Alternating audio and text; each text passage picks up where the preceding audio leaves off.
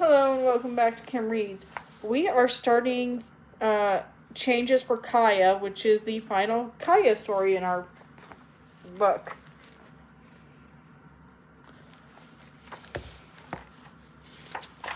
Chapter 1, Smoke on the Wind. Kaya sat with Speaking Rain and some younger children on the dried yellow grass by the stream and wove its way across wet prairie. For the first time in a long time, Kaya and her sister played with their dolls. At the end of summer, Nimi-Pu women and girls worked hard to collect as much food as possible before cold weather came. Kaya couldn't work with the others because she was still mourning for her namesake Swan Circling, and her sad feelings would spoil the roots and berries. Instead, she helped in other ways. Today, she'd been busy carrying water, gathering wood for the fires, and sweeping around the teepees. Then, as the sun had grown hotter and hotter, she and Speaking Rain were given the job of looking after their little brothers and some other small children in the shade of the pines. "Let's pretend we're setting up a camp," Kaya suggested, and the other children nodded happily. First, Kaya made split willow horses so that the little boys could play around it. Then she made a fire ring of pebbles so that the little girls could pretend to cook with their miniature woven baskets.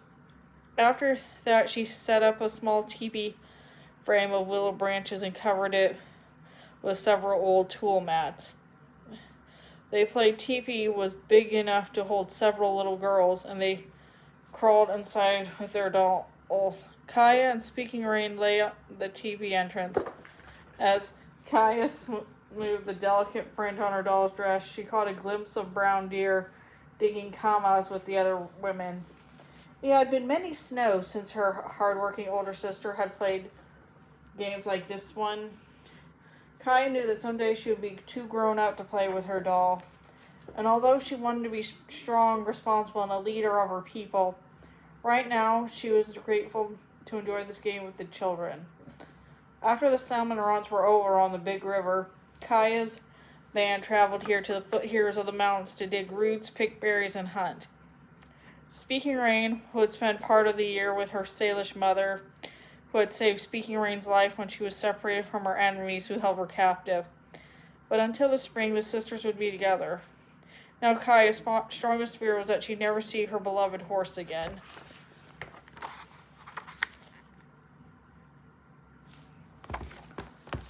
Although Tota told her to choose another good mount of her own, she was certain she would never love another horse as much as she did Steps High.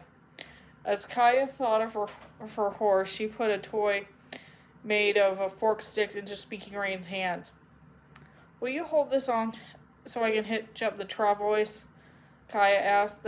"Your doll can ride the horse when we got the travois loaded." Speaking Rain held the stick horse steady between the poles of the little travois, but instead of smiling as the other children did, she frowned. "The smell of smoke on the wind is growing stronger," she said. "You've got a nose as keen as a bear's," Kaya teased. She thought that because her sister was blind, her sense of smell was especially sharp. Speaking Rain lifted her chin and sniffed again. It smells like a grass fire," she said. "Is the new one burning?" Kaya shaded her eyes and gazed across the prairie. To the west, the sun blazed above the red clouds massed at the horizon. To the east, a thick haze hung over the Bitterroot Mountains, which she had crossed with 2 hawks after they escaped from their enemies. When she drew a deep breath, smoke stung her nose. She licked her lips and tasted ash on her tongue. In the hot, dry season, lightning set many fires in the fields and forests, but she didn't see any new plumes of smoke in the surrounding hills. "Fires always flare up toward the sundown when the wind rises," she said. "Are you troubled, little sister?" I am troubled," Speaking Rain admitted. "Fire is like a mountain lion. You don't know when it might attack." "I'd be troubled, too, if our scouts didn't always warn us of dangers," Kaya said. "But our scouts are on the lookout for many things besides fire these days," Speaking Rain reminded her. Kaya knew that her sister was right. The scouts always kept watch for anything that might endanger the people, but now they were scouting out game trails and salt licks, too, as the best season for elk hunting approached. When Kaya thought of the elk hunt, she felt a shiver of pride. Tota was one of the most experienced hunters, and the men had to ask him to serve as a headman for the hunts. Tota's Wyakin, a wolf, had given him a strong hunting power, and the hunters needed to kill many elk to feed everyone through the long, cold season to come. The elk hunts would also be a chance for Cut Cheek to prove his worth as a provider so that he and Brown Deer could be allowed to marry. Speaking Rain cocked her head. I hear horses come this way. Kaya heard the hoofbeats too and got to her feet. They're coming slowly, she said. The horses would be galloping if scouts were bringing a warning. Soon Kaya could see a line of men riding out of the woods on the far side of the prairie. They were followed by women and children on horseback, pack horses, and other women whose mounts pulled against a loaded travois. Their dogs trotted alongside the horses, wagging their tails as the camp dogs rushed out to meet them. It's the hunting party that went over to the buffalo trail last year to hunt, Kaya said. Come on, let's welcome them back. The children didn't need urging. They were all ready to meet the buffalo hunters and the women who'd gone along with them to run the camp and prepare the meat. Kaya grabbed Speaking Rain's hand, and they ran to greet them too. After everyone had greeted the bounty hunters and the dried meat and hides had been distributed, the young men took their horses to the stream. When the horses had drunk their fill, the men splashed them with the cold water, let them dry themselves by rolling in the grass. Kaya and Speaking Rain eagerly joined their young uncles, always brought news and story. Tatlo, growing big and long-legged now, left the milling dog pack and pressed himself against Kaya's leg. Jump's back tugged Kaya's brake to tease her. He was a short, easygoing fellow with a big grin. After Brown Deer turned him down in the courtship dance and chose Cut Cheek instead, Jump's back had said he hoped she was happy with her choice. Kaya liked him for that generous thought. We've been gone so long, you girls are almost grown up, Jump's back says. I bet the boys serenade you with their flutes. Not me, Speaking Rain said with a giggle. Not me, Kaya echoed her sister. Do your cousins still call you that silly nickname, Magpie? Jump's back asked, nudging Kaya's arms with his and laughing. Kaya laughed too. Nobody calls me Magpie anymore, except once in a while, she said. These days, she rarely heard the nickname she had gotten when she neglected the twins, and the woman switched all the children for her offense. But to change the subject, she pointed to a young stallion getting across his feet, bits of grass stuck in his black mane and tail. I haven't seen that babe before. He looks fast. He is fast, Jump's back said. I chased him hard on my best horse to get rope on him. 4 sleeps ago, we came upon a few horses led by a rogue stallion. He drove off his herd before we could get close, but this stallion hung back from the others, and I gave chase. He'd been driven off by the older horse, I think. I don't know if there was a herd of untamed horses in this area, Kaya said. Some seem tame, Jump's back said. We think they're Nemihu horses. We're going to try to find them again before the snows come. Kaya's pulse sped. Nemihu horses, she said. The one stolen from last year. Was my horse one of them? Steps High has a star on her forehead, remember? Hearing the excitement in her voice, Tatlo gazed up at her, his tail thumping against her leg. Jump's back rubbed his forehead as he thought for sure. I'm not sure, he said. There was a few spotted horses in the herd, but I didn't get a good look. I guess I'm hoping for too much, Kaya said with disappointment. I saw my horse in Salish country. She couldn't come back to these horses. Don't be too sure about that, Jump's back said kindly. A stolen horse can stray off if it isn't tied to another horse while it gets accustomed to the herd. Your horse could have strayed off and headed back this way, maybe searching for you. If we can track down those horses again, we'll find out. But Kaya was almost afraid to hope. It would hurt badly to have her hopes dashed. Instead, she asked Many Deer, one of her uncles, Did you make any good trades in your travels? We met up with some hunters from the north, Many Deer said. He was known as a good hunter, but was even better for his short temper. We wanted to trade our best horses, but we refused. Instead, we traded a pack horse for 3 buffalo calfskins and some raw hide. That was a good trade. His broad face flushed as he boasted, and I got something they say that came from the east. Maybe they're from men with pale, hairy faces. Look here.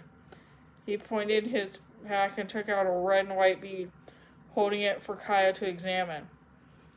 It's pretty, Kaya said hesitantly. She remembered her grandmother's warnings about dangers from pale-faced men. Speaking Rain was stroking Tatlow. Kaya took her sister's hand and guided her fingertips to the bead. It's smooth, Speaking Rain exclaimed. Maybe Brown Deer could exchange it on a gift she's making for the wedding exchange. Kaya leaned forward to take a better look at the pretty bead. Would you trade it for me for a basket of dried salmon eggs? She asked Many Deer. At the moment, Tatlow thrust his muzzle into Many Deer's pack, seized a bundle in his sharp teeth, and shook it. Many Deer aimed a kick at Tatlow and caught the dog at his chest, sending him bumbling. Stay out, he hissed. My dog, Kaya cried. But Tatlow wasn't hurt. He lunged to his feet and placed himself between Kaya and Many Deer, baring his teeth and growling, ready to protect her at any cost. Many Deer stepped back and put away the bead. Forget it. Magpies have a lot to learn about making a trade, he said scornfully. Wow, even from her uncle. You're right, Kaya said quickly. She held Tatlow firmly by the scruff of his neck and tried to think what Swan Circling would have done in a situation like this one. I'm sorry my dog got into your pack, Kaya said after a moment. Don't let that spoil your homecoming. Jumps back, tapped Many Deer on the shoulder. Come on, he said to the bad-tempered fellow. We're tired and hungry. The boys will look after our horses while we eat. As they walked away, Jumps back glanced at Kaya with a look of approval that she'd handled the tense moment well. Kaya took a deep breath to settle herself. More and more lately, she'd been thinking about Swan Circling, the young warrior woman who gave Kaya her name. Kaya realized that her thoughts were now lighter when she remembered her hero. Perhaps sad feelings would no longer spoil the food Kaya had gathered. She wanted to talk over her thoughts with her grandmother. Towards sundown, Kaya found her grandmother and Brown Deer cutting tule reeds in a marshy place at the edge of a prairie. They bent low to cut off the tall reeds. Here you are, granddaughter, Cayusta greeted her. Come bundle these tools so we can take them to the village to dry. Kaya carried an armload of tools to a sandy spot and wrapped the cord around them. Cayusta, I've been thinking, she said. Have you been thinking about how to make your dog behave better? Cayusta asked with a smile. I saw Many Deer kick Tatlow when he got into his pack. Was there anything her sharp-eyed grandmother didn't see? Kaya said, I was angry about the kick, but I apologized for Tatlow. Tots, Cayusta said, you must treat everyone well if you want to be a leader like your namesake someday. It's easy to be kind to a pleasant person, but it takes strength to be kind to an angry one. Now tell me what you've been thinking. As she spoke she cut more tools, passing them to Kaya. I've been thinking a lot about my namesake, Kaya said, careful not to say the name of the dead out loud. I've mourned her death for many moons, and I think my heart feels lighter now.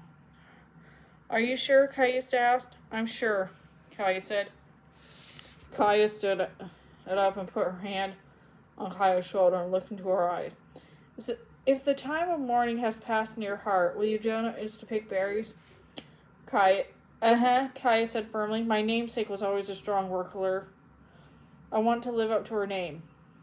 Tots, let's take these tools back to the village, Cayusta said. We need to fix our evening meal. Brown Deer straightened out and slipped her knife in the work bag on her belt. We need your help with the berries, sister, she said as they picked up the bundle of tools. Bring's word tells us this will be the last time she leads us to berry picking. She's getting too old and her eyesight is failing. She feels it's time to find somebody to take her place. Who do you think would be a good leader? Kaya knew that for quite some time the women had been talking about who would replace Bring's word. She'd been thinking about herself. I think our mother would be a good leader, she said without hesitation. Ista is very considerate of others, and she's a good judge of where berries are thickest and when they're ready to be picked. She always leaves some on the bushes so there would be more next season. But shouldn't the next leader be one of our own chief's daughters? Not necessarily, Cayusta said, though she carried a heavy load. She walked with vigorous strides. To soar like an eagle isn't the son of our old chief, but he's the wisest and bravest among our men. That's why the council selected him to lead us. He showed his courage when he was very young, didn't he? Kaya asked. She loved to hear stories about warriors and their deeds. Cayusta agreed. As a young man, he was hunting buffalo when a prairie fire swept across the plains towards the hunting camp. The horses bolted and ran away. There seemed to be no escape from the rushing flames. But the men were sure to be killed. But to soar like an eagle quickly set fire of his own and burned a patch of dry grass. Then he and the others lay down on the hot ashes as the fire prairie passed around the burn-off place. He saved many lives that day. Kaya frowned in concentration. She tried to imagine standing her ground in front of all the flame in order to set a backfire. Would she ever to think so fast and act with courage? To soar like an eagle is very brave, she said. He is brave, but of all else he's just and generous, Cayusta added. She slid the bundle of tools off her shoulders and placed it near the doorway of their teepee. Wait here a moment, granddaughter, she said as she ducked inside. Brown Deer and Kaya put down their bundles too. In a moment, Cayusta appeared again, the hat she'd woven last winter for Kaya in her hand. Kaya had planned to wear the new hat this past spring, where she dug roots for her first food feast. But because she was in mourning, she hadn't been able to dig with the other girls and women. Cayusta had kept the hat with her own things. Soon we'll start berry picking, and after that we'll go with the hunters to the elk hunt, Cayusta said. We'll need much strength in the days ahead if you're to work as your namesake did to feed the people. Now it's time for you to wear this. She placed the hat firmly on Kaya's head. Katsi yow yow, Kaya said, touching the single feather that decorated the top. She was eager to join the others again, and when they went with the hunters farther into the mountains, she might find her horse again too. She narrowed her eyes as the evening wind carried more ash from the distant fires. I'm ready, Cayusta, she said.